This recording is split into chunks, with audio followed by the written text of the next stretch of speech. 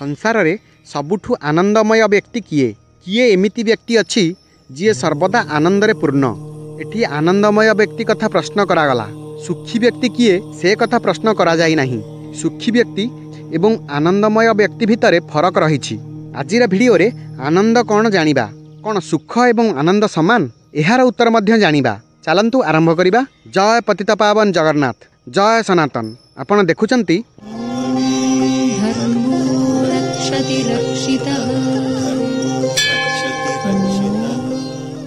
आपण एते वर्ष जो जीवन बिताई आसुछंती ताहा एक आनंदमय जीवन अथवा दुख जातनापूर्ण जीवन एवं एही जीवन कौन एमिति बीती चली शरीर पंचतत्व रे मिसिबा पर्यंत।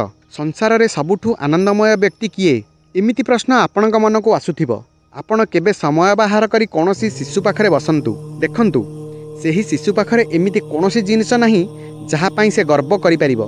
बेले बेले शिशुर शरीर रे वस्त्र खंडे मध्य न थाए, तथापि तार मुहरे अपूर्व प्रसन्नता भरी रही थाए। एपरिकी से कांदिबा समय रे मध्य कोनोसी अवसाद न थाए। से केवल एइथि पई कांदे कारण से केवल कांदिबा जानिछि।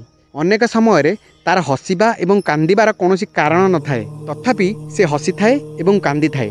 शिशुर हस हस मुह देखि आमे भाबी थाउ से खुशी रे अछि, किंतु एठी खुशी शब्द प्रयोग न करी आनंद कहिले ठीक हेबो। खुशी एवं आनंदर फरक कौन जदि सरल अर्थ रे बुझिबा तेबे खुशी सेईटा जहा बाहर वस्तु को प्राप्त करी आमको मिली थाए, किंतु आनंद पाइबा पई कोनोसी वस्तु बा व्यक्तिर आवश्यकता न थाए। समस्ते निज जीवन रे सुख प्राप्ति करने को चाहती। किछि लोक परिवार रे रही सुख पाती, किछि लोक धन अर्जन करी, किछि लोक निशाद्रव्य सेवन करी सुख पाई थांती। खेली, गीत गाई, नृत्य करी इत्यादि कार्य करी मध्य सुख पाई थांती, किंतु एही सुख क्षणिक होइथाए, सबु अस्थायी। समय सहित एही सुख मध्य चली जाए। सुख अर्थात खुशी मन भितर एक सुखद अनुभूति। जदि आपण स्वादिष्ट भोजन खाऊथांती ताहा मनरे एक सुखद अनुभूति देइथाए।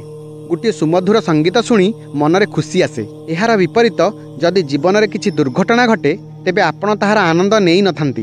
धरंतु आपणकर परिवार रे कोनोसी व्यक्तिंकर मृत्यु होईछि एवं सेही समय रे केही आपणक पाखरे आपणक मन पसंदर संगीत शुणाए, तेबे आपण खुशी हेबे नाही, बरं ता उपरे विरक्त हेबे जे काहेकि एभली समय रे संगीत परिवेषण करूछि बोली। दुख समय रे सेही संगीत खुशी आनिबारे विफल हुए जहा तुमर सबुठु प्रिय। खुशी एमिति एक जिनिस जहा व्यक्तिगत, अर्थात जेतेबेले आपण खुशी रे थिबे सेतेबेले ही आपण को खुशी दिए।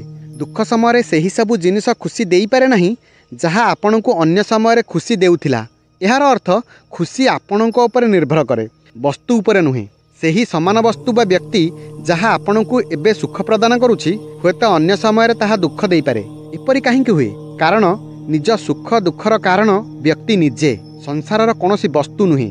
जहाको आमे सुख किंबा दुख कुहे ताहा एक आपेक्षिक अनुभव, एहाकु द्वंद्व द्वैत कुहा जाए। वास्तविक खुशी बा आनंद प्राप्त करिबा पई सुख दुखरु ऊर्ध्वकु उठिबाकु पड़िबो। जदि जीवन रे सुख आसे तेबे आमकु साधारण रहिबाकु पड़िबो एवं दुख आसिले मध्य साधारण रहिबाकु पड़िबो। सुखरे अति उत्फुल्लित हेबा एवं दुखरे अधीर हेबा उचित नुहे। आनंद कौन? आर अर्थ चतुर्दिग एवं नंदर अर्थ प्रसन्नता, अर्थात एहार शाब्दिक अर्थ है चतुर्दिगरु आनंद। आनंदर सागर आम भितर विद्यमान। आनंदर अर्थ एते विशाल जे एहाकु वर्णना करिबा असंभव। सनातन धर्मग्रंथ वेद, उपनिषद एवं भगवत गीता रे आनंद शाश्वत प्रसन्नता अनुभूतिर प्रतीक रूपे वर्णना करा जाइछि। भगवत गीता कुहे जेउ पुरुष निज कर्म को त्याग करिथाए एवं निजकु संपूर्ण ऐश्वर्य इच्छा सहित समर्पित करिथाए से जीवन चक्ररु बा संसाररु मुक्त होई ईश्वरंक सह पूर्ण एकाकार होई शाश्वत सुख अर्थात आनंदर अनुभव करिथाए।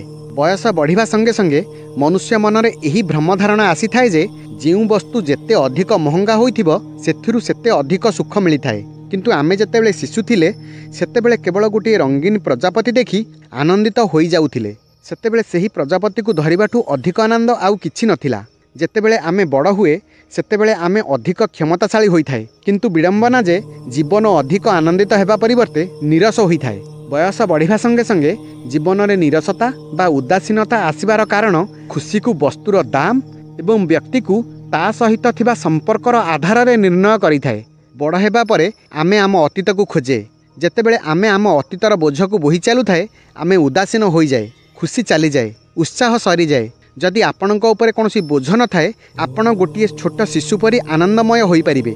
ସେଥିପାଇଁ ପରମ ଆନନ୍ଦକୁ କୌଣସି ବ୍ୟକ୍ତି ବା ବସ୍ତୁଠାରୁ ନ ଖୋଜି ନିଜ ଭିତରେ ଖୋଜିବା ଦରକାର। କ'ଣ ଭୌତିକ ସମ୍ପତ୍ତି, ଟଙ୍କା, ପ୍ରସିଦ୍ଧି, ପ୍ରତିପତ୍ତି ଇତ୍ୟାଦି ପରମ ସୁଖ?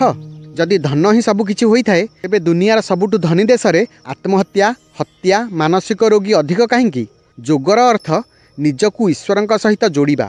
ଗୀତାରେ କୁହାଯାଇଛି, ଜଣେ ଯୋଗୀ ପକ୍ଷରେ ମାଟି, ଗୋଡ଼ି, ଟଙ୍କା, ସୁନା ଏକ ପ୍ରକାର ହୋଇଥାଏ। ଅସୀମ ଧନର ମାଲିକ ହୋଇ ଯଦି ଆମେ ପ୍ରକୃତ ଆନନ୍ଦରୁ ବଞ୍ଚିତ, ତେବେ ବୋଧହୁଏ ଆମେ ଅବୋଧ ନଗ୍ନ ଶିଶୁଠାରୁ ମଧ୍ୟ ଅଧିକ ନିର୍ଧନ।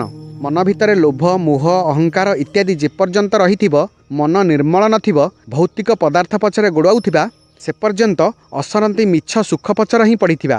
ଜୀବନରେ ଆନନ୍ଦ ତ ମିଳିବା କଷ୍ଟ, ପରମାନନ୍ଦ କିପରି ବା ମିଳିବ? ଆଶା କରୁଛି ଭିଡ଼ିଓଟି ଆପଣଙ୍କୁ ଭଲ ଲାଗିଥିବ। ଚ୍ୟାନେଲକୁ ସବସ୍କ୍ରାଇବ୍ କରି ଆମକୁ ପ୍ରେରଣା ଦେବାକୁ ଅନୁରୋଧ। ରହିଲି। ଜୟ ଜଗନ୍ନାଥ, ଜୟ ସନାତନ।